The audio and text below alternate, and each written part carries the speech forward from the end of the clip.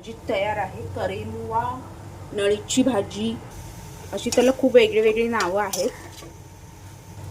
उष्णतावर्धक, ताकदवाली, गरमीमध्ये specially खाल्ली जावी थंड प्रवृत्तीची भाजी नक्की करून बघा आणि आवडीने खा. गरमीमध्ये आता ती बाजारात भरपूर येत आहे. नळीची किंवा करेमुवा दोन नावं मला माहीत आहे. नळीची भाजी, करेमुवा, नळीची म्हणजे आपल्याकडे कोकणात नळीची भाजी बोलतात.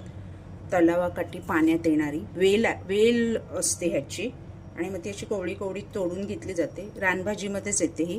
नळीसारखं ह्याला हे दांडे असल्यामुळे कदाचित तिला नळीची भाजी बोलतात. खूप ताकद देणारी, भरपूर हेल्दी, बिनखताची आणि ही उष्णतावर्धक म्हणजे गरमीमध्ये चालणारी, गरमीमध्येच बाजारात येते. त्याचं कोवळे कोवळे देठ घ्यायचे आहेत आपण. मी बाकीची बारीक चिरून घेतली आहे स्वच्छ धुवून. हे फक्त तुम्हाला दाखवण्यासाठी मी हे केलं, ठेवली आहे काही 2-3 हे दांडे, ते मी स्वच्छ करून चिरून घेते पहिले. आणि सिंपल होते ही भाजी. ठेचलेला लसूण आणि हिरवी मिरची, मीठ, बस. तेलामध्ये राई जिरं. MP, मध्य प्रदेश, UPमध्ये वगैरे ही जास्त मिळते आणि जास्त बनवली जाते.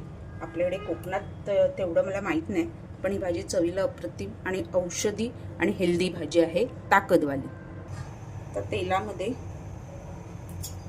ह्याच्यामध्ये तुम्ही मुगाची डाळ, तूर डाळ, चणा डाळ वगैरे घालून पण बनवू शकता. आपण इतर काही पालेभाज्या, रानभाज्या बनवतो तशी. मी सिंपल भाजी बनवते.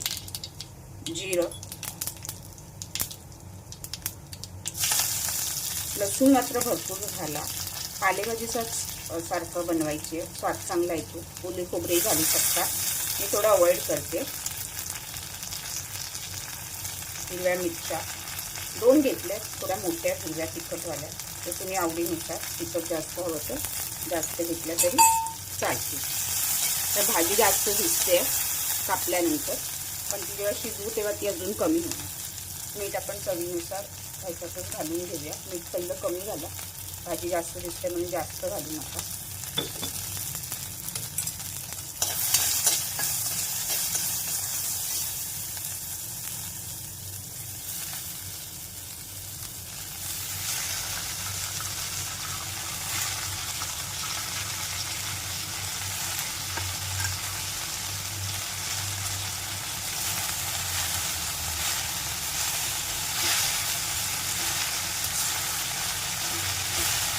छान परतवून घ्या